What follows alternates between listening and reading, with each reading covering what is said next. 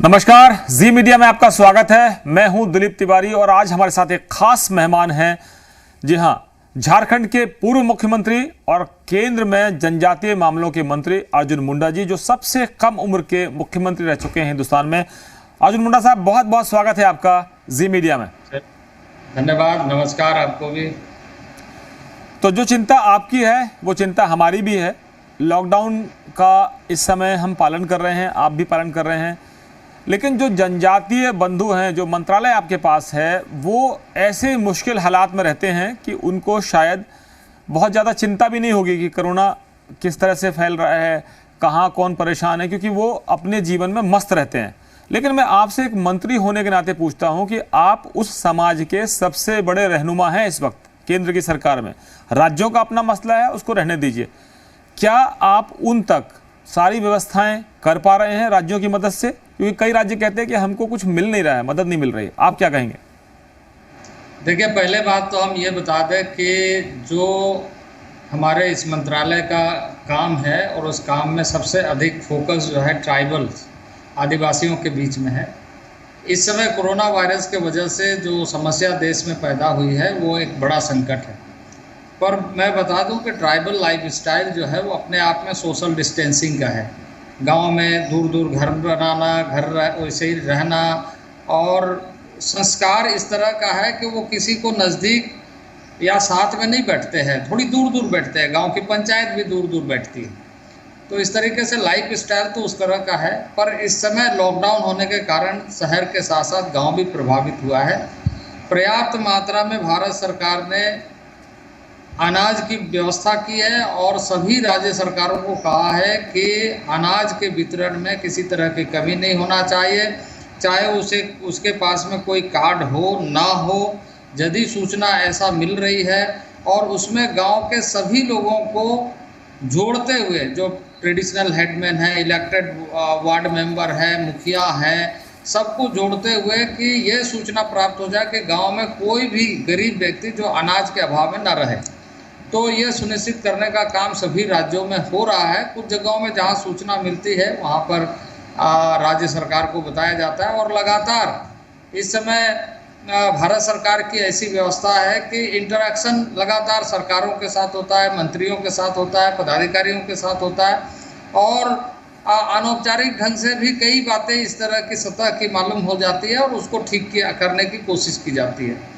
तो ये भारत सरकार के माध्यम से पर्याप्त मात्रा में राज्यों को राशि भी दी जा रही है, अनाज भी दिया जा रहा है, और एसेंशियल कमोडिटी जो भी आवश्यकता है उसके लिए लगातार गाइडलाइन जारी की जा रही है कि किस तरीके से राज्य में ध्यान रखना चाहिए। जहाँ तक हमारा मंत्रालय का काम है, हमारा मंत्रालय का काम अभी जैसे इस समय में हार्वेस्टिंग का टाइम है फॉरेस्ट प्रोड्यूस का, चाहे वो महुआ हो, तेंदुपत्ता हो, या अन्य फल हो, या हनी जो बहुत बड़ी मात्रा में मधु का उत्पादन होता है, वैसे सारे चीज़ों के लिए हमने अभी कुछ दिन पहले MSP तय कर दिया है। और कोरोना वायरस के वजह से जो बाज़ार में कमियां आई है, उस कमियों को ध्यान में रखते हुए जो फॉरेस्ट प्रोड्यूस कलेक्ट करते हैं, जो माइनर फॉरेस्ट प्रोड्यूस संग्रहण करते हैं और बाजार में बेचते हैं, उनको सही तरीके से उपाय मिले। और सभी राज्य सरकार मुख्यमंत्रियों को खास करके पत्र भी लिखा है, बातचीत भी हुई है, और मुझे यह कहते हुए खुशी हो रही है कि अधिकतर राज्यों में इस समय माइनर फॉरेस्ट प्रोड्यूस क्रय किया जा रहा है, सपोर्ट प्राइस दिया जा रहा है, और वहाँ से कोई भी कंप्लेन इस समय इस तरह की नहीं आ रही है, क्योंकि लगातार मॉनिटर हो रहा है और सूचनाएं मिल रही है। जी, तो मुख्यमंत्री पूरा फोकस है कि हम ट्राइबल एरिया में ये जो इस समय का संकट है वो ना पहुंचे। कुछ गिने चुने क्षेत्रों में निश्चित रूप से पहुंची है, और जो शंका अभी है, क्योंकि बहुत सारे क्षेत्रों में ऐसे आदिवासी वर्ग के लोग, हमारे भाई अन्य राज्यों में काम करने के लिए गए हैं। वही मैं पूछ रहा हूँ मुंडा साहब, जो सबसे बड़ी चुनौती इस वक्त ये है, देश भर में तमाम राज्यों से जिस तरह की तस्वीरें आई हैं वो आपको भी परेशान करती होंगी। आप मंत्री हैं केंद्र में, मोदी सरकार में मंत्री हैं, आप 3 बार मुख्यमंत्री रह चुके हैं। आपको मैं ये पूछना चाहता हूं कि सबसे ज़्यादा जो मुश्किल झेली है वो झेली है उन गरीब मजदूरों ने जो अपने राज्यों को छोड़ छोड़कर दूसरे राज्यों में काम करते थे। और मैं आपको बताऊं कि चाहे वो मध्य प्रदेश का हिस्सा हो, छत्तीसगढ़ हो, यूपी हो, झारखंड हो, ये वो हिंदी पट्टी के राज्य हैं जिनको लोग सामान्य तौर पर ये कहते हैं कि ये काऊ बेल्ट है, पिछड़ा इलाका है।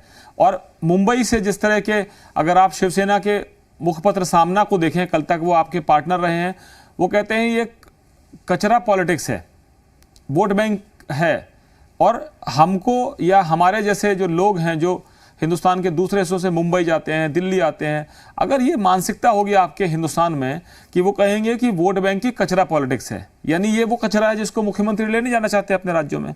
मैं आपसे केंद्र के एक मंत्री के तौर पर, आपसे मोदी सरकार के एक मंत्री के तौर पर ये पूछना चाहता हूं कि राज्यों के, चाहे वो कोई भी दल हो, वो आपके विपक्षी भी हो, क्या उनकी इतनी हिमाकत होनी चाहिए कि वो हिंदुस्तान के उस श्रमवीर को, जिसके बल पर ये मंत्री बनते हैं, मुख्यमंत्री बनते हैं और सत्ता में आते हैं, वो आपको कचरे से तुलना करे अगर हिंदुस्तान के श्रमवीर की, चाहे वो आदिवासी हो, चाहे वो एससी से हो, चाहे वो ओबीसी से हो, मोस्ट बैकवर्ड हो, या किसी भी सामान्य वर्ग से आता हो, अगर उसकी परिस्थितियां उसको मजदूरी के लिए मजबूर करती हैं तो वो मजदूर है, मजबूर नहीं। क्योंकि ये जो शिवसेना की कचरा पॉलिटिक्स है, आप लोग खुलकर क्यों नहीं बोलते? कल तो आप साथ में थे। देखिए, ऐसा है, मैं आपको बता दूं कि इस समय तो ऐसा नहीं है कि हम बहुत ज़्यादा आलोचना करें, लेकिन ये जरूर बता दें कि जो भी, जहाँ भी, ये देश एक है, देश का किसी भी प्रदेश का व्यक्ति कहीं भी रोजगार के लिए जा सकता है, काम कर सकता है, और जहाँ वो रोजगार के लिए जा रहा है वहाँ के रोजगार को बढ़ाता है, क्योंकि उसका मेहनत पसीना से वो स्टेट को प्रॉफिट होता है, वहाँ के इंडस्ट्री को प्रॉफिट होता है। तो ये कहना उचित नहीं है, इस तरह के बातों से हमें बचना चाहिए। अब इस तरह की मुंडा साहब, आपकी सौम्यता की, आपकी सरलता की, आपकी मुस्कान की मैं तारीफ करता हूं, लेकिन मजदूरों को मजबूर बताने वालों को खुलकर जवाब देना होगा। उनको कचरा पॉलिटिक्स में मजा आ रहा है, वो हमको उत्तर भारतीयों को कचरा कहेंगे, हमारे मजदूरों को कचरा कहेंगे, और आप कहेंगे ये वक्त नहीं है। उनके पास पूरा वक्त है कचरा पॉलिटिक्स करने का। देखिए, मैं फिर से कहूँगा कि ऐसे सरकारों को या ऐसे लोगों को सावधान रह करके ये सुनिश्चित करना चाहिए कि जो हमारे इस समय में समस्या उभरी है उसका समाधान क्या है, उसको हम कैसे रोक रहे हैं, उसको रोकने के लिए हमारे किस तरह का, हम नेगेटिव एनर्जी को ज़्यादा करेंगे तो हमारा पॉजिटिव एनर्जी घटेगा और उससे हमें नुकसान होगा, हमारा सोचने की जो ताकत है वो कमी घटने लगेगी। इसलिए ऐसे चीज़ों पर नहीं सोचना चाहिए, बल्कि ये करना चाहिए कि भाई ठीक है, जिस क्षेत्र के भी लोग अगर आपके राज्य में आए या किसी भी राज्य में गए हैं तो उस राज्य में काम है, वहाँ पर लोगों की आवश्यकता है, तभी तो वहाँ पर गए हैं। तो ये कहना उचित नहीं है। और मैं दूसरी बात यह कहूँगा कि अभी डिफरेंट स्टेट से जो लौट करके आ रहे हैं, डिफरेंट राज्यों में, सभी राज्यों के साथ यही कोशिश की जा रही है कि वो सोशल डिस्टेंसिंग, क्वारंटाइन और जो प्रोटोकॉल है इस बीमारी से बचने का, उसका विशेष ध्यान रखें। लेकिन ये तो पालन नहीं हो रहा। मुंडा साहब स्वीकार करिए, ये तो कहीं नहीं दिख रहा है। मजदूरों के लिए जो मजबूर हैं उसमें तो कहीं नहीं दिख रहा। टिकट मिल नहीं रही है, वो टिकट खरीद रहे हैं, उसको पैसा देना पड़ रहा है। फिर कांग्रेस अध्यक्ष सोनिया गांधी कहेंगे कि हम राज्य की अपनी इकाइयों से कहेंगे कि वो टिकट के पैसे दें, फिर आपके यहाँ से विरोध होगा। फिर झारखंड के मुख्यमंत्री कहेंगे हेमंत सोरेन साहब की हमको मदद नहीं मिल रही है, वो तो हम खुद ट्रेन भेज रहे हैं। वहाँ से आपके पड़ोसी राज्य में जो आपके बड़े भाई कहलाते हैं, वहाँ से तेजस्वी यादव कहते हैं कि केंद्र सरकार मजाक कर रही है। एक तरफ कहते हैं कि हम ट्रेन चला रहे हैं, दूसरी तरफ पैसे मांगते हैं, और उन्होंने सीधे सीधे कहा कि राज्य सरकारों को जमा करना पड़ेगा। तो आप जो शब्दों का इस्तेमाल कर रहे हैं, क्वारंटाइन का, आइसोलेशन का, फिजिकल डिस्टेंसिंग का, वो तो कहीं दिख ही नहीं रहा मजदूरों में। वो तो बेचारे मजबूर हैं। देखें, ये जो आलोचना कर रहे हैं ना, ये खुद को पिंड छुड़ाने के तरफ बात कर रहे हैं। रिस्पॉन्सिबिलिटी के साथ, अकाउंटेबिलिटी के साथ, जिम्मेदारी पूर्ण तरीके से काम करने की आवश्यकता है। और ये इच्छा शक्ति राज्य सरकार को दिखाना चाहिए। जिस तरीके से भारत सरकार ने, देश के प्रधानमंत्री ने एक दृढ़ इच्छा शक्ति के साथ लॉकडाउन को लागू करते हुए पूरे देश के लोग, आज देश के लोगों में नाराजगी नहीं है इस बात को लेकर के लॉकडाउन क्यों हुआ है, उसमें खुशी है कि हमारी जान की हिफाजत करने की बात सोची जा रही है।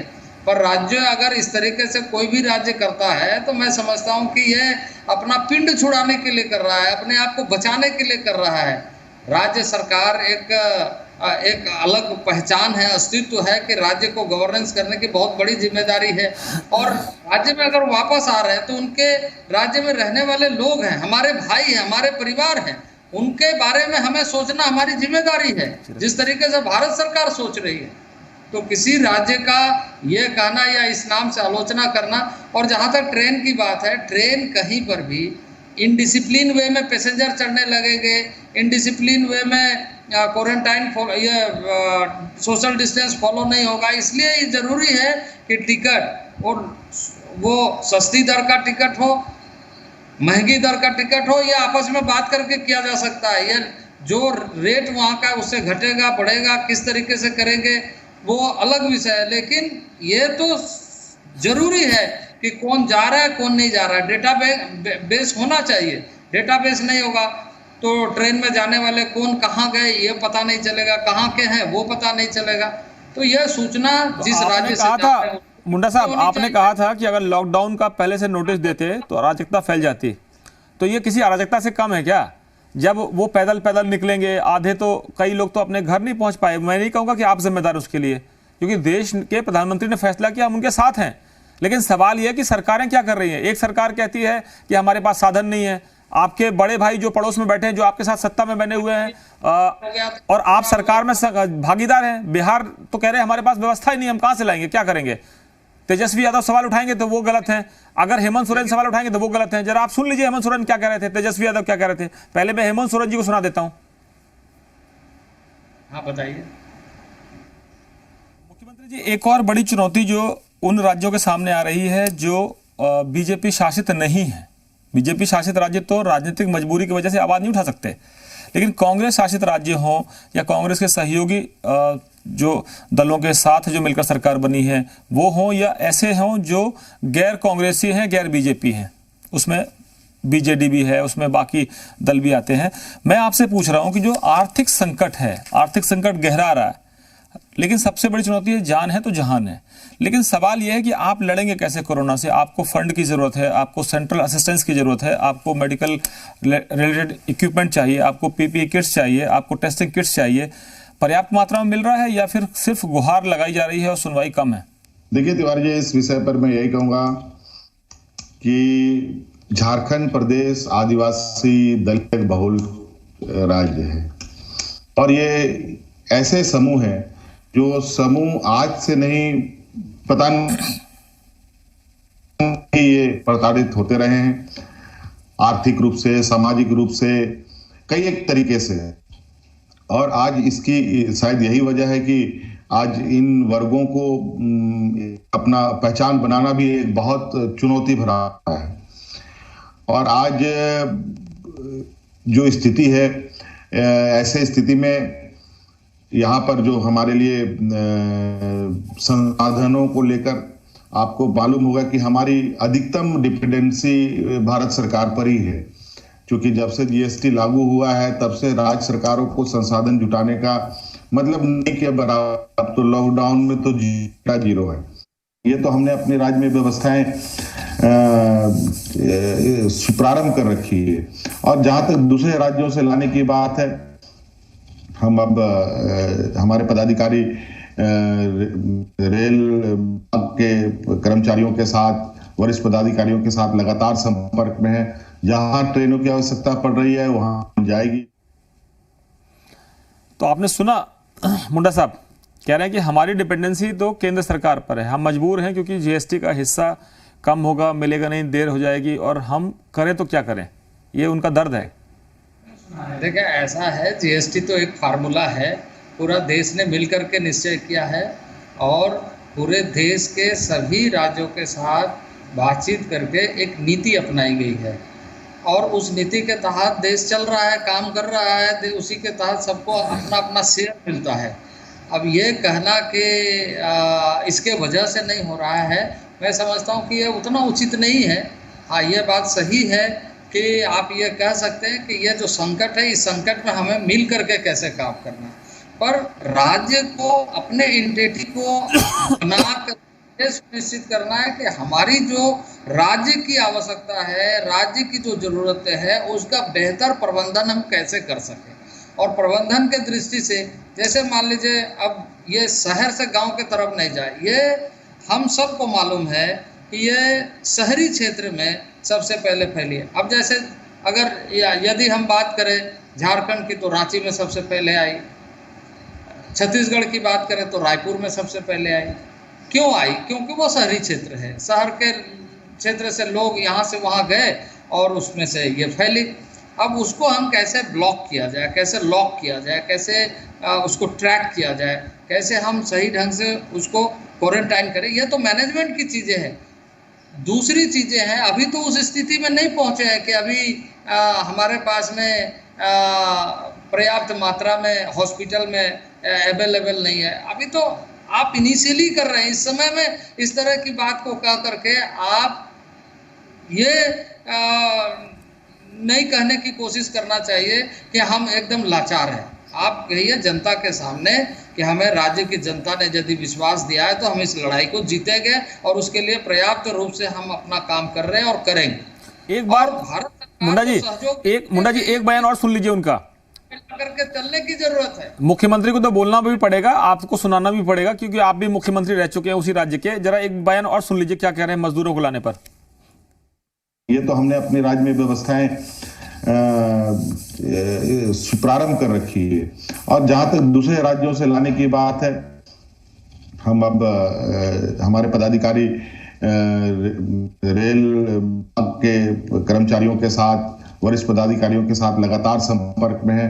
जहां ट्रेनों की आवश्यकता पड़ रही है वहां जाएगी, जहां हवाई जहाज की भी जरूरत पड़ेगी तो हम लोग इस बात के लिए भी तैयार है कि वहां पर हवाई जहाज भी भेजें।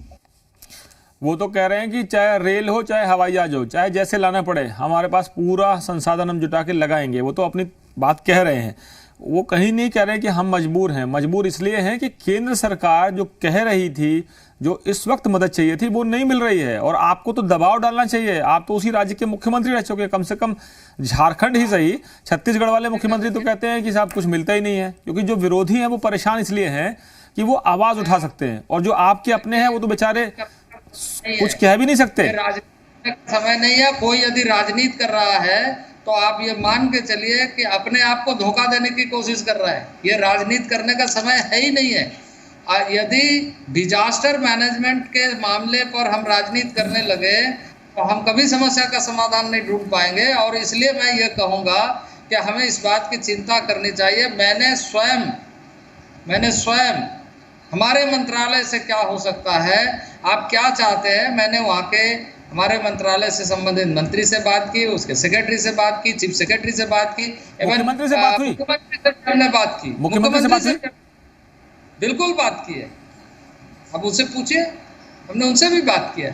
इसी तरीके से लगातार हम टच में रहते हैं। अच्छा, मैं एक सवाल और पूछता हूं जिसको आजकल बहुत चर्चा में है। आपकी सरकार ने इसका जो देखिए, इसका सीधा मुंडा साहब इस बात मान रहा है कि हमें अपने कुछ प्रोटोकॉल को मानना जरूरी है। जी मुंडा साहब, एक सवाल जो बहुत जहन में सबके, वो ये है कि मुख्यमंत्री तो चलिए अपनी बात कर रहे हैं, देश के प्रधानमंत्री ने लॉकडाउन का फैसला किया, विरोधियों ने सवाल उठाए, राहुल गांधी ने सवाल उठाए, कांग्रेस अध्यक्ष सोनिया गांधी ने सवाल उठाए कि इन्होंने धर्म के आधार पर बांटने की कोशिश की है इस लड़ाई को भी। ये आरोप है उनके, मैं इस पर नहीं जाऊंगा कि वो क्यों लगा रहे हैं, कैसे लगा रहे हैं। दूसरी बात, जब आप लॉकडाउन करते हैं 40-45 दिन तक लगातार जनता घर के अंदर में बंद है, फिर आप रेवेन्यू की चिंता में पूरे देश में राज्य सरकारों से कहते हैं कि आप रेड, ऑरेंज और ग्रीन जोन के आधार पर फैसला करिए कि शराब की दुकानें या लिकर शॉप्स आप खोल दीजिए। अब आप हालत देख लीजिए, पूरे हिंदुस्तान की तस्वीरें आ रही हैं, इससे ऐसा लगता है कि सबसे एसेंशियल चीज जो है वो शराब की दुकानें हैं। देखिए, जहां जिस तरह के केसेस, जिसकी संख्या है, राज्य सरकार अपने स्तर पर निर्णय लेकर के यह सुनिश्चित करे कि जो जिस तरह की स्थिति है वहां के आर्थिक गतिविधियां कैसे चले। अब ये लिकर की दुकान खुले या ना खुले, यह राज्य सरकारों का विषय है। भारत सरकार ने एक जोन बना दिया है, उस जोन के आधार पर, और जोन का मानक तय करने के लिए डिजास्टर मैनेजमेंट की जो पॉलिसी में है उसी के तहत किया गया है। तो अच्छा, मैं ऐसे पूछ लेता हूँ मुंडा साहब, मैं ऐसे पूछ लेता हूँ, ये तस्वीरें आपको एक मंत्री के तौर पर नहीं, एक मंत्री के तौर पर नहीं, एक व्यक्ति के तौर पर, सिनेमा हॉल नहीं खुलना चाहिए। मुंडा साहब मेरी बात सुन लीजिए। मैं इस तरह से पूछ लेता हूं आपसे कि ये तस्वीरें आपको डराती नहीं है? एक मुख्यमंत्री की बात नहीं कर रहा हूं मैं, पूर्व मुख्यमंत्री की बात भी नहीं कर रहा हूं मैं, एक केंद्र के मंत्री की बात नहीं कर रहा हूं। ये तस्वीरें जब हमने लॉकडाउन किया था, मंशा ये थी कि देश भर में एक संदेश जाएगा कि प्रधानमंत्री ने जो कहा वो मानेंगे। लेकिन आपने मैं खाने वालों की चिंता में सबको, जो आप देख रहे हैं कि कहां जाएंगे, वो अंतिम जो है कब्रगाह होगी या शमशान होगा, क्योंकि वो भी कोरोना फैलाएंगे, अपने घरों को ले जाएंगे कोरोना। सट कर खड़े हैं, लाठी चार्ज हो रहा है, दुकानें खुल नहीं है, उसके पहले लाइन लग जा रही है। ये आपको तस्वीरें नहीं डराती हैं? ऐसी दुकानों के मामले में राज्य सरकारों को फैसला करना होता है। भारत सरकार ने तो मानक तय कर दिया कि ग्रीन जोन होगा, रेड जोन होगा, येलो जोन होगा। उसमें कौन सा दुकान खुलेगी नहीं खुलेगी ये राज्य सरकारों को तय करना है, और राज्य सरकार अपने हिसाब से तय करके कर रहे हैं। अरे आपकी सहयोगी, जैसे आप सांसद हैं वैसे साक्षी महाराज सांसद हैं, आप मंत्री बन गए हैं, उनको मंत्री बनने का मौका नहीं मिला है। वो कह रहे हैं कि शराब के दुकानें खोलने का फैसला गलत है। यूपी के सबसे बड़े राज्य से आते हैं, यूपी जैसे राज्य से आते हैं, और साक्षी महाराज हैं, कुछ भी बोल सकते हैं। वो कह रहे हैं, विरोध कर रहे हैं कि भाई आपका फैसला गलत है। ये देखिए, वो तो राज्य सरकार का फैसला है। अब राज्य सरकार जिस तरीके से फैसला की है उसके बारे में राज्य सरकार से बात करना चाहिए। इससे कोरोना नहीं फैलेगा पूरे देश में? राज्य सरकार इससे पूरे देश में कोरोना नहीं फैलेगा? आपके जो पूरे एफर्ट्स हैं वो खराब नहीं होंगे? पूरे जो ताकत लगाई थी वो खराब नहीं होगी? कि आप कहना क्या चाहते हैं पहले ये बताइए। मैं सिर्फ ये कहना चाहता हूं कि मुंडा साहब, देश भर में जो चिंता है कि मजदूर एक तरफ लॉकडाउन से परेशान है, वो धीरे धीरे आप लोग ला रहे हैं, विदेशों से लोगों को लाएंगे। लेकिन जब हमने क्वारंटाइन या आइसोलेशन की बात की, तहत आपको कैसे काम करना चाहिए, बाकी चीजें राज्यों को यह ध्यान में रखना है कि वो किस तरीके से समुचित व्यवस्था करें, और इसकी चिंता करें कि राज्य के लोगों में इस तरह की स्थिति से कैसे लोगों को बचाया जा सके। ये ध्यान में रखना राज्यों का काम है। नीति निर्धारण करते हुए पूरे देश की चिंता करना देश के सरकार का काम है, और भारत सरकार नरेंद्र भाई मोदी के नेतृत्व में बहुत बढ़िया से हो रहा है। और उस कार्य को सफल करने के लिए सभी राज्यों को एक साथ मिलकर के काम करना चाहिए। कहीं भी यदि कोई गलती होती है तो उसको रेक्टिफाई करना चाहिए। मैं झारखंड से बंगाल ले चलता हूं आपको, कि हम बहुत ज्यादा आलोचना करें। झारखंड से बंगाल ले चल रहा हूं आपको, आप केंद्र के मंत्री हैं। मीडिया के माध्यम से हम कह रहे हैं कि ऐसे चीजों में आप ये कहने के बजाय कि यहाँ भीड़ लग रही है, यहाँ भीड़ ना लगे, ऐसी स्थिति कैसे बनाया जाए, इसकी चिंता करनी चाहिए। आपको झारखंड से बंगाल ले चलता हूं। ममता बनर्जी कह रहे हैं कि केंद्र सरकार हमारे काम में दखल दे रही है और हमको गलत तरीके से वो टारगेट कर रहे हैं कोरोना के मामले में, और हम जो कर रहे हैं वो करने नहीं दे रहे हैं। उनको राज्य में कौन रोका है? राज्य में कोरोना की टेस्टिंग ज़्यादा से ज़्यादा हो, क्वारंटाइन ज़्यादा से ज़्यादा हो, लोग सोशल डिस्टेंस मेंटेन करें, ये करने में किसने मना किया है? जो WHO ने प्रोटोकॉल किया है, इस बीमारी के वजह से जो गाइडलाइन जारी हुआ है उसको करने में किसने मना किया है?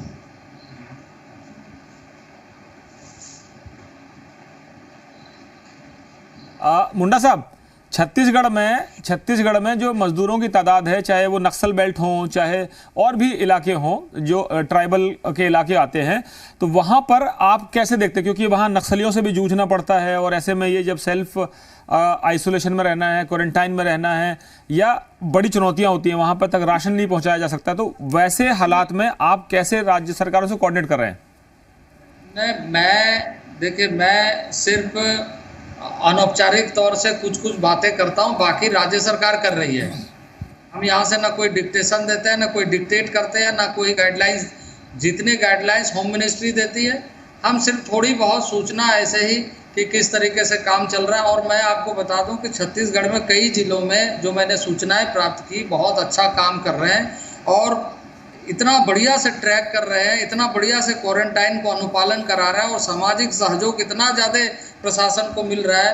मैं इस बात के लिए निश्चित रूप से कहूँगा कि वहाँ के जो डिस्ट्रिक्ट लेवल के अफसर हैं वो बहुत इफ़िशिएंटली काम कर रहे हैं, और मुझे इस बात की खुशी है। और पूरा देश को देखें, एक भी अभी तक कोई वहाँ पे एक भी कैजुअलिटी नहीं हुई है, और जो भी वहाँ का देखिए रिकवरी रेट भी बहुत अच्छा है, और जो भी केसेस आ रहे हैं उसको बहुत तरीके से क्वारंटाइन कर रहे हैं, और सोशल अवेयरनेस गांव में बहुत ज़्यादा है। आदिवासी गांव में अन्य अन्य राज्यों में भी बहुत अधिक जागृति है। और इस समय तो जो बाहर में रह रहे हैं उनको भी कह रहे हैं कि भाई आने के बाद वो पंचायत भवन में रहे, आने के बाद में वो स्वास्थ्य उपकेंद्र में रहे या बगल में रहे, वो कुछ दिन वहाँ रहे, रहने के बाद में ये देखे कि वो उसके साथ वायरस नहीं आया है, उसके बाद गांव में घुसे। तो लोगों के बीच में जागृति बहुत है और उसका लाभ छत्तीसगढ़ के जो लोकल एडमिनिस्ट्रेशन है वो बहुत अच्छे तरीके से ले रहे हैं। मुंडा साहब, आपने हाल ही में एक ट्वीट करके कहा था कि प्रधानमंत्री गरीब कल्याण योजना के तहत झारखंड को जो अनाज आवंटित किया गया है उसमें से केवल 17% लोगों को ही लाभ मिल पाया है और राज्य सरकार सिर्फ 22,612 टन अनाज ही बांट सकी है। तो अभी कुछ आपके बयान के बाद या आपकी बातचीत के बाद कुछ प्रोग्रेस हुई है या लगता है कि केवल वहां से बयान आ रहे हैं और काम नहीं हो रहा? आलोचना नहीं था, हमने कहा था कि इसको तीव्रता से करना चाहिए। और इसकी एक चीज मैंने कहा कि जो धान क्रय का जो कार्य है, धान जिसने बेच दिया है, राज्य सरकार के जो इकाई है धान क्रय कर चुके हैं, उनको भुगतान नहीं हुआ है, नए धान क्रय का काम शुरू नहीं हो रहा था। तो मैंने एक पत्र लिखा था और कहा था कि राज्य में बहुत सारे किसान इस समय अपना धान बेचना चाहते हैं और जो बेच चुके हैं उसको पैसा नहीं मिल रहा है, तो इमीडिएट वो सारी भुगतान की व्यवस्था की जाए ताकि किसानों को कठिनाई नहीं हो। और इसके साथ ही आप देखिए मई का महीना है, अब मई के बाद जून के बाद तो किसान फिर से तैयार कर लेगा अगले फसल के लिए। तो अगले फसल के लिए मतलब धान का फसल के लिए, तो अभी से तैयारी अगर नहीं करेगा तो उनको बहुत कठिनाई होगी। इसलिए किसानों की चिंता करनी चाहिए और यह कार्य जो भी जिम्मेदार लोग हैं उसे इस कार्य के लिए और ज़्यादा तत्परता से काम करें, इसके लिए मॉनिटरिंग की आवश्यकता है। मुंडा साहब, ये बात एक ट्वीट आज किया है अखिलेश यादव जो पूर्व मुख्यमंत्री हैं उत्तर प्रदेश से। वो कहते हैं कि आपने जो व्यवस्था की, आपकी केंद्र सरकार ने जो व्यवस्था की है कि विदेशों से भारतीयों को लाएंगे, चाहे वो समुद्री रास्ते से होगा या हवाई रास्ते से होगा, और उनको कोशिश कर रहे हैं कि जो प्रोटोकॉल है, जो नॉर्म्स है, उसको फॉलो करेंगे। वो कह रहे हैं कि बड़ी बेसब्री से कुछ मजदूर हैं जो फंसे हुए देश भर में, वो बेसब्री से इंतजार कर रहे हैं कि कुछ नजर इनायत हम पर भी होती। देखिए वो सारी चीज़ें हो रही है, अगर उन्हें दिख नहीं रहा है तो ये बात अलग है। ट्वीट करके अपनी औपचारिकता पूरा करना चाहते हैं कोई, तो इसमें तो किसी की बंदिश नहीं है, कोई मनाही नहीं है, वो अपना ओपन प्लेटफॉर्म में अपनी बातों को कह रहे हैं। लेकिन ये बात सबको, सभी राज्य सरकार भी लगे हुए हैं और केंद्र की सरकार भी कोऑर्डिनेट कर रही है। भारत सरकार ने सभी राज्यों से सुझाव लेकर के जो नोडल अफसर है उनकी सूची प्रकाशित कर दी है, सभी राज्यों के पदाधिकारियों की सूची प्रकाशित हो गई है। रेलवे विभाग के सभी डिवीज़न के जो पदाधिकारी नोडल अफसर होंगे उसकी सूची जारी कर दी गई है। जो जिस रास्ते कैसे आ सकते हैं, कहाँ कार्य प्रारंभ हो सकता है, इसके बारे में सभी जिस स्थान पर काम प्रारंभ हो सकता है, जो भी इंफ्रास्ट्रक्चर रिलेटेड वर्क हो, कोई भी प्रोजेक्ट्स हो, उन सारे कार्यों को कैसे प्रारंभ किया जाए, बशर्ते कि इस बात का ध्यान रखा जाए कि रेड जोन में नहीं बल्कि ऑरेंज जोन में और ग्रीन जोन में ज़्यादा प्राथमिकता दी जाए। ये सारी चीज़ें की जा चुकी है। अब उन्हें इन सारे चीज़ों से या तो अवगत नहीं है या तो अवगत होने के बावजूद भी वो इस तरह के चीज़ों को एक क्रिएट करके कोशिश कर रहे हैं अपनी बातों को राजनीतिक तरीके से कहने की। तो मैं नहीं समझता हूँ कि इस तरह का अभी माहौल है। देश के लोग ऐसी चीज़ों पर नहीं बल्कि ठोस चीज़ों पर बात करना चाहते हैं और ठोस रास्ता ढूंढ करके समाधान के रास्ते पर। क्योंकि एक बात तो ये समझ में आ गई कि ऐसे समय में पूरे देश को एक साथ चलना हमारी बहुत बड़ी जिम्मेदारी है देश को आगे ले चलने के लिए। मुंडा साहब, आपसे एक और सवाल पूछना है कि राहुल गांधी जो पूर्व अध्यक्ष हैं कांग्रेस के, वो आजकल इंटरव्यू कर रहे हैं और इंटरव्यू करके प्रधानमंत्री को, आपकी पार्टी को, केंद्र सरकार को सलाह दे रहे हैं। सलाह चाहे वो सीधे ना दें लेकिन उनके जरिए सलाह आप तक पहुंचाई जा रही है। अब मीडिया की भूमिका है, अब वो उनको आप पत्रकार कह लीजिए, पूर्व कांग्रेस का राष्ट्रीय अध्यक्ष कह लीजिए, जो भी आप कहना चाहें आपकी सुविधा है क्योंकि आप भी पॉलिटिकल सिस्टम से आते हैं। और हम कहेंगे, देखिए राजनीति इतनी भी सीधी नहीं है मुंडा साहब कि हम कहें कि राजनीति करने का वक्त नहीं है, क्योंकि चाहे शिवसेना का मुखपत्र सामना हो, चाहे हेमंत सोरेन साहब का बयान हो, चाहे अखिलेश यादव साहब का बयान हो, चाहे तेजस्वी यादव जी का बयान हो, तमाम जो बयान हैं वो ये कहते हैं कि समय समय पर राजनीति होगी और आप जो सत्ता में हैं उनको जगाने का काम विपक्ष करेगा, वो अपनी भूमिका निभाएगा। लेकिन इतने भी सरल हम नहीं हो सकते कि बहुत ही खराब स्तर के बयान आएंगे और फिर हम जवाब नहीं देंगे। तो आपकी सौम्यता की मैं तारीफ करता हूँ, लेकिन सख्त बयान की उम्मीद भी हम रखते हैं। मैं आपसे पूछ रहा हूँ कि राहुल गांधी जो समझाने की कोशिश कर रहे हैं वो आपकी पार्टी को, आपकी सरकार को समझ में क्यों नहीं आता, या उनको आप सीरियसली लेते नहीं है? ऐसा है कि देखिए, भारत सरकार अपना काम कर रही है और हमें काम पर विश्वास है। देश की जनता ने हमारे काम को सराहा है और इस समय जो प्रयत्न हो रहा है उसके प्रति लोगों को विश्वास है कि हम निश्चित रूप से कोरोना वायरस के खिलाफ जो लड़ाई लड़ रहे हैं, देश के जन सहयोग से इस लड़ाई को हम जीतेंगे। अब मैं कुछ लोगों को ऐसा सुझाव ज़रूर देना चाहूँगा कि आप, यदि ये घटना भारत में सिर्फ होती तो मुझे ये समझ में आता कि वैसे लोगों को समझ में नहीं आ रही होगी, लेकिन आप पूरे विश्व के मानचित्र को देखें कि कितने देश इस तरह से प्रभावित हो चुके हैं और बुरी तरह से इस तरह के स्थिति से लड़ रहे हैं। और एक तरीके से ये कहा जाए कि उनकी व्यवस्था दुनिया के सामने दिख रही है।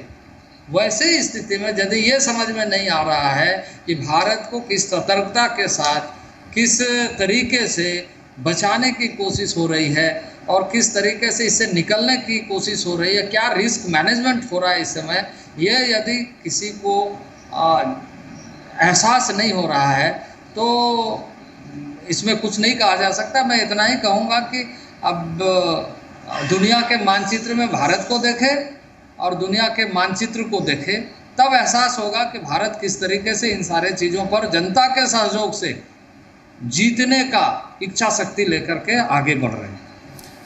मुंडा साहब, इस दौरान देश में बहुत अच्छी चीज़ें भी हुई हैं, अच्छा भी पक्ष देखना चाहिए। और अक्सर चाहे पॉलिटिशियंस हों, चाहे आम जनता हो, कई बार ये कहती है कि मीडिया को बुरा ही बुरा दिखता है, लेकिन हमको अच्छा भी दिखता है। जैसे आपने कहा कि हमारे चश्मे से या हमारी आंखों से हमको अच्छाई भी दिखती है कि हिंदुस्तान की जनता ने डॉक्टरों पर, नर्सेस पर, सफाई कर्मचारियों पर फूल बरसाए, उनका स्वागत किया, उनको सैल्यूट किया। हिंदुस्तान की सेना, हिंदुस्तान के तमाम वो लोग जो इस वक्त सरहदों की सीमा कर रहे हैं, अपनी शहादत भी दे रहे हैं, उनको भी जनता सैल्यूट करती है। एक दौर हमने ये भी देखा कि तमाम बंदिशों के बावजूद सबने प्रधानमंत्री की अपील का पालन किया, चाहे वो ताली बजाने का मामला हो, थाली बजाने का मामला हो, दिया जलाने का मामला हो, मोमबत्ती जलाने का मामला। इसमें पॉलिटिकल पार्टीज़ क्या कहती हैं, आपके विरोधी क्या कहते हैं, इसकी चिंता हमको नहीं है। और ना जनता जो रिएक्शन देती है वो जनता का रिएक्शन आपके सामने, सबके सामने जनता फैसला करेगी खुद। मैं आपसे पूछना चाहता हूँ कि तस्वीरें विभत्स भी आई हैं। पटियाला में एक एएसआई का, जो अब प्रमोट होकर सब इंस्पेक्टर बन चुके हैं, हरजीत सिंह का हाथ काट लिया जाता है। मुरादनगर में, यूपी में, डॉक्टर्स पर चापड़ यानी वो हथियार जिससे मीट काटा जाता है, उससे हमला होता है, तलवार से हमला होता है। मध्य प्रदेश में भोपाल में पुलिस वालों पर चाकू से हमला होता है। इंदौर में डॉक्टरों पर पत्थरों से हमला होता है, उनको मारा जाता है। लेकिन वहीं दूसरी तस्वीर ये भी आई थी कि एक बुजुर्ग हिंदू महिला की जब डेथ हुई, मौत हुई, तो वहाँ पर अंतिम संस्कार करने वाले हिंदू धर्म के लोग नहीं थे, क्योंकि उनके परिवार के लोग दूर थे। मुस्लिम धर्म के लोगों ने कंधा दिया और उनका अंतिम संस्कार किया। ये तस्वीरें बताती हैं कि हिंदुस्तान में अभी भी बहुत अच्छी व्यवस्था है और सामाजिक जो परंपराएं हैं उसको लोग निभाने के लिए तैयार हैं, तमाम मतभेद भूल के। लेकिन एक मौलाना सादवी हैं जो आपकी केंद्र सरकार की नाक के नीचे, दिल्ली सरकार की नाक के नीचे, दिल्ली की सुरक्षा एजेंसियों की और इंटेलिजेंस एजेंसियों की नाक के नीचे वो यहाँ पर मरकज में लोगों को इकट्ठा करते हैं और पूरे देश में तबलीगी जमात के लोग इस तरह से कोरोना फैला देते हैं। फिर ऐसा लगा कि हिंदू मुस्लिम हो गया ये मामला। मैं आपसे पूछना चाहता हूँ कि इस दौरान आपने, आपकी सरकार ने क्या सबक सीखे हैं कि साहब हिंदुस्तान तो एक रहेगा, ये सब चीज़ें जो है आती जाती रहेंगी? देखिए, कोई भी रिलीजन का कोई भी व्यक्ति हो, कोई भी धर्म को मानने वाला हो, ये बीमारी अगर होती है जान उसकी जाएगी और सबकी जान की कीमत है, चाहे वो किसी भी रिलीजन का हो। और इसलिए ये कोशिश हमारी भारत सरकार के भी, राज्य सरकारों की भी होनी चाहिए और हम ये कर रहे हैं कि इसको हम कैसे रोक सकें, जागृति कैसे हम ज़्यादा से ज़्यादा लोगों को अवेयर कर सकें। और इस समय जो सबसे बड़ी ड्यूटी हम सब की है यानी चाहे विपक्ष में हो या सत्ता में हो, वो अवेयरनेस पहले कि डॉक्टरों पर हमला नहीं हो, नर्सेस पर हमला नहीं हो, इस तरह की घटनाएं न घटे, और हम सब मिल करके जिस तरीके से उदाहरण दिया आपने कि कंधा देने वाले लोग हमारे मुस्लिम भाई थे, तो ये जो हमारी ताकत है देश की, इस ताकत को समझना चाहिए। जाने अनजाने क्या हुआ क्या नहीं हुआ ये बाद की चीज़ें हैं, लेकिन लोग एक जगह जमा हुए, एक रिलीजन के लोग थे, अब इस तरह की घटना घट गई। अब रोकने की जिम्मेदारी हमारी है, अब उसमें विलाप करने की आवश्यकता नहीं है। हमें त्वरित और निष्पक्ष तरीके से ये सुनिश्चित करने की आवश्यकता है कि हम उसे कैसे रोक सकें और उसको कैसे ट्रैक कर सकें। अब जाने अनजाने हुआ, जानबूझ करके हुआ क्या नहीं हुआ, इसके पीछे इस समय भागने की आवश्यकता नहीं है। हमें इस बात को ध्यान में रखना चाहिए कि आगे ना बढ़े इस तरह की घटनाएं, इस तरह की चीज़ें और आगे ना हो, और हम ये सुनिश्चित कर सके कि हर किसी की ज़िंदगी की अपनी अहमियत है, क्योंकि ज़िंदगी एक बार के लिए है और सबका कीमती जीवन है, उनका परिवार है, उनके लोग हैं, सारे लोग हैं, तो उसके बारे में चिंता करते हुए हमें फैसला करना है, और वही इस देश की सरकार नरेंद्र भाई मोदी के नेतृत्व में चल रही है और कर रही है। मुंडा साहब, विरोधियों का ये कहना है कि आप लोगों ने जो आदमी जिम्मेदार है उसको तो पकड़ा नहीं, उसको पकड़ लेते और सजा दे देते, या जो भी करना वो कर दीजिए, लेकिन इसको हिंदू मुस्लिम बनाने वाला बयान जो है आपकी पार्टी और सहयोगी संगठनों से ही आए। लेकिन उनका आरोप यह है कि जो शख्स जिम्मेदार है वो आपकी पहुंच से दूर है, और उसको आपने पूरा मौका दे दिया कि वो ये तमाम इस तरह के जितनी बीमारियों की जो संक्रमण की वो है, कोविड-19 का जो शिकार हैं, पॉजिटिव लोग हैं, वो पूरे में फैल गए। आप उनको बंद करते, उठाते, आइसोलेशन में डालते, क्वारंटाइन करते, लेकिन ये करने की बजाय आरोप प्रत्यारोप का दौर चला। तो सवाल यह है कि जिम्मेदार कौन है? दिल्ली सरकार कहती है हम जिम्मेदार नहीं है क्योंकि पुलिस सेंट्रल के पास है, तो जब केजरीवाल साहब जिम्मेदार नहीं है और सेंट्रल गवर्नमेंट जिम्मेदार नहीं है, तो जिम्मेदार कौन है? मर तो आम आदमी रहे, क्योंकि कोरोना के जो तबलीगी जमात है वो मरकज वाले लोगों को मरघट पहुंचा रहे हैं, लोगों को शमशान पहुंचा रहे हैं। कानूनी कार्रवाई जो करना है, जो होना है, वो बात की चीज़ें, वो एक सिस्टम है जो अपना काम करेगा, उस पर हमें अभी इस समय कुछ नहीं कहना। अभी हमें ये कहना है कि जान कैसे बचाई जाए। हमें इस समय ये कहना है कि हिंदुस्तान को सुरक्षित कैसे किया जाए। हिंदुस्तान के नागरिक सुरक्षित होंगे, हिंदुस्तान सुरक्षित होगा। इस कोरोना वायरस पर हम विजयी होंगे, देश विजयी होगा। मुंडा साहब, लेकिन वो तस्वीरें भी तो देखी होंगी जब आखिरी सवाल है मेरा, जब डीटीसी की बसों में भरकर मजदूरों को छोड़ा गया था दिल्ली में, गाजियाबाद और जो दिल्ली की बॉर्डर है, यूपी की बॉर्डर है, वहाँ छोड़ दिया गया। हजारों की तादाद में मजदूर आनंद विहार बस अड्डे पर और रेलवे स्टेशन पर नजर आए। उसके बाद फिर राज्य सरकार ने अपनी बसें लगाई। कुछ लोग मजदूर बिहार के थे, कुछ झारखंड के थे, कुछ यूपी के थे, कुछ एमपी के थे, जगह जगह के लोग थे। ये तस्वीरें परेशान करती थी सबको कि आखिर ऐसा क्या कर दिया भाई, क्यों ऐसा कर दिया? कुछ दिन और रुक जाते, कुछ दिन और थोड़ा इंतजार कर लेते, लेकिन बसों में भर भर के भेजा गया। तो आरोप ये लगे कि केजरीवाल सरकार ने जानबूझकर लोगों को यहाँ से दूसरे राज्य में भेज दिया। जिस तरीके से देश इस समय विषमकालीन परिस्थिति में चल रहा है, आगे बढ़ रहा है, उससे कुछ लोगों को परेशानी। आप देखे होंगे बॉम्बे में कुछ लोगों को उकसा करके एक जगह इकट्ठा कर दिया। अब उसका कोई मतलब नहीं था। अब बॉम्बे की सरकार भी परेशान हो गई, देश के लिए भी एक ये हो गया कि इस तरह की घटना कैसे। उसी तरीके से दिल्ली में भी हुई, तो दिल्ली में भी कुछ लोगों ने मिलकर के इस तरह का ये फैला दिया था जिससे लोग एकत्रित हो गए।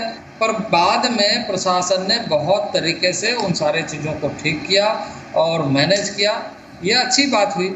लेकिन अब उन सारे विषयों को और न बढ़ाएं, न होने दें, इसकी चिंता ज़्यादा हमको करना चाहिए, और उस चिंता के आधार पर काम हमारा अच्छे ढंग से हो, यही प्रयास हम सबका होना चाहिए। और उस कार्य के लिए भारत सरकार तत्परता के साथ काम कर रही है। और मैं समझता हूँ कि इस समय दुनिया के सामने भारत ने अपने संयमशीलता का परिचय दिया है, जनता ने भी और व्यवस्था ने भी।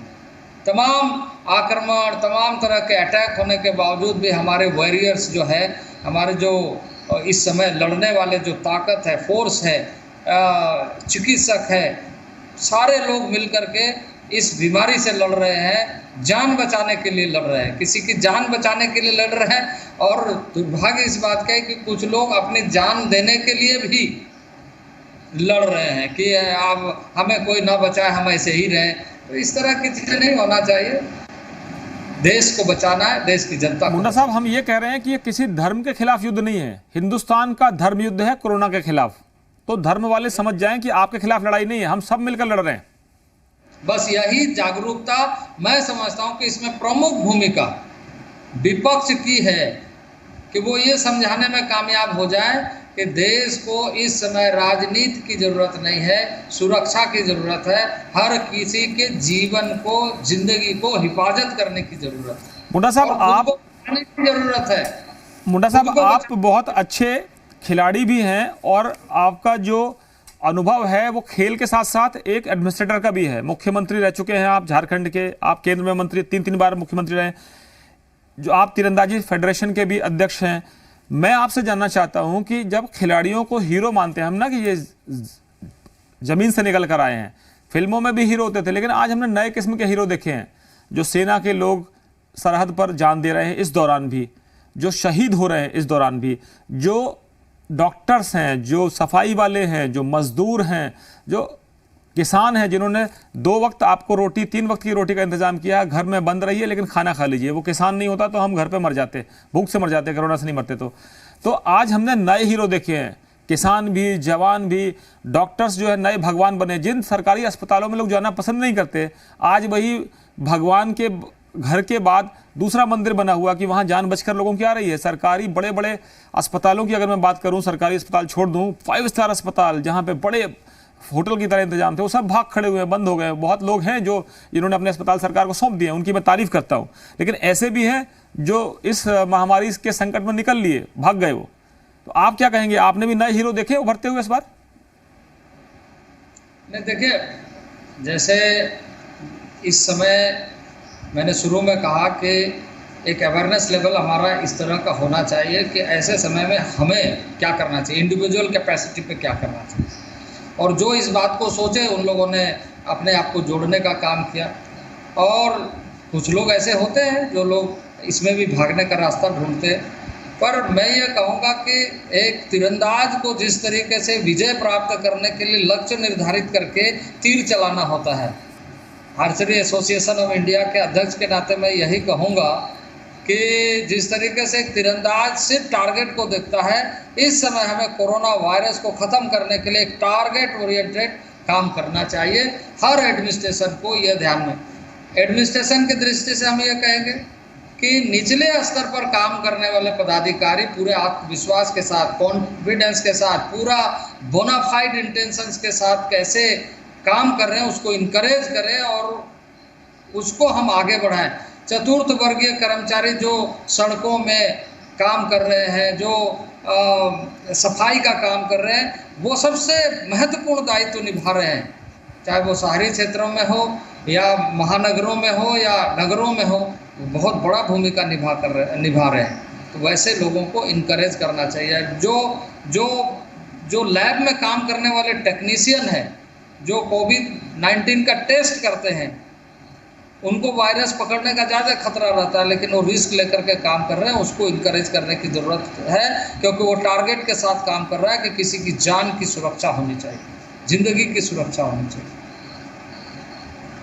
तो मुंडा साहब, आपको लगता है कि हमने नए हीरो खोज लिए हैं और अब सरकारों की प्राथमिकताएं भी बदलेंगी, क्योंकि हमने सरकारी हेल्थ सिस्टम को मजबूत नहीं कर पाए हैं, चाहे आपकी सरकारें रही हो, चाहे कांग्रेस की सरकारें रही हो या विपक्ष की सरकारें रही हो, क्योंकि हमारी प्रायोरिटीज अलग थी। एजुकेशन सिस्टम हमारा, आज हमको देखिए नए लेवल पर जाना पड़ेगा।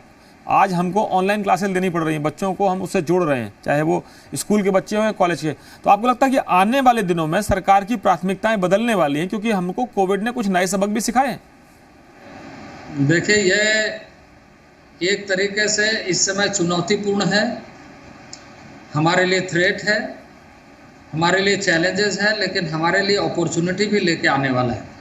अपॉर्चुनिटी इस दृष्टि से लेके आने वाला है कि हम अपने आप को सावधान होकर के खुद को तैयार कर लें, हमारी जो कमियां हैं उसको हम ठीक करें, हमारे जो भी गैप्स है उसको एनालिसिस करने का हमें अच्छा मौका मिला है और सब मिलकर के इसे हम कर सकते हैं। ये आत्मविश्वास पैदा करने की आवश्यकता है और उन इंफ्रास्ट्रक्चर को सही तरीके से, इफ़िशियंसी को सही तरीके से हम विजुलाइज कर सके, उसको सामने ला सके और वैसे क्रिएट कर सके। ये एटमॉस्फेयर बनाने के लिए ये हमें अच्छा मौका मिला है इस दृष्टि से कि ये कोरोना वायरस दुनिया को चिंतित किया है। भारत ने अपनी चिंता को बहुत अच्छे ढंग से देशवासियों के साथ शेयर किया है। भारत सरकार ने देशवासी को जगाने में सफलता अर्जित की है। अभी देखिए थोड़ी बहुत इस तरह की घटनाएं बड़े राष्ट्र और बड़ी संख्या होने के कारण हो सकती है, लेकिन मैं ये कह सकता हूं कि 90% लोग इस समय जागरूकता के साथ काम करना चाहते हैं, सतर्क रहना चाहते हैं और कई चीज़ें बदलेगी। इस समय हमारे कई चीज़ें बदलेगी, काम करने के तौर तरीके बदलेंगे, इफ़िशियंसी ज़्यादा होगी और हम समय का उपयोग, समय का प्रबंधन कैसे हम बेहतर तरीके से कर सके, लोग अपने आप में इस बात को प्लानिंग करेंगे, ठोस कार्य योजना बनाएंगे, क्योंकि उन्हें इस बात का पता है कि अब हमारे सामने जो चुनौती आया है, ये चुनौती को हमें अपॉर्चुनिटी के रूप में देखते हुए सफल करना है। तो मुंडा साहब बहुत धन्यवाद और हम उम्मीद करते हैं कि आपकी सरकार जो टारगेट कर रही है कि किस तरह से कोरोना को खत्म किया जाए और आपकी सरकार का जो तीर है वो निशाने पर लगेगा। डॉक्टर्स जो काम कर रहे हैं, साइंटिस्ट जो काम कर रहे हैं, पूरी मशीनरी जो काम कर रहे हैं, हम सब मिलकर इस कोरोना को निशाने पर तीर लगाकर हमेशा के लिए ख़त्म करें और हिंदुस्तान के ज़रिए एक संदेश जाए पूरी दुनिया में कि हम कामयाब हुए हैं और कामयाबी का रास्ता हिंदुस्तान से होकर निकलता है। बहुत शुक्रिया, आपसे बेबाकी से बातचीत करने के लिए मुझे मौका मिला और आपने कई सवालों के खुलकर जवाब दिए। कई जगह आप केंद्र में मंत्री भी हैं तो आपकी एक लक्ष्मण रेखा मर्यादा है, लेकिन मेरे पास कई बार लक्ष्मण रेखा लांघने का मौका होता है और मैं उम्मीद करता हूं कि आपके जैसे राजनेता होने चाहिए जो खुलकर बात रखते हैं और दिल से कहते हैं। बहुत शुक्रिया मुंडा साहब, बहुत धन्यवाद। तो आपने सुना केंद्रीय मंत्री जो जनजातीय मामलों का प्रभार संभाले हुए हैं अर्जुन मुंडा को, जिनसे हम बातचीत कर रहे थे कि आखिर किस तरह की स्ट्रेटेजी इस वक्त देश में है और राजनीतिक हालात पर उनकी टिप्पणियां आपने सुनी। बहुत बहुत आपका शुक्रिया। फिलहाल एक ब्रेक का वक्त है, ब्रेक के बाद फिर लौटते हैं नई खबरों के साथ।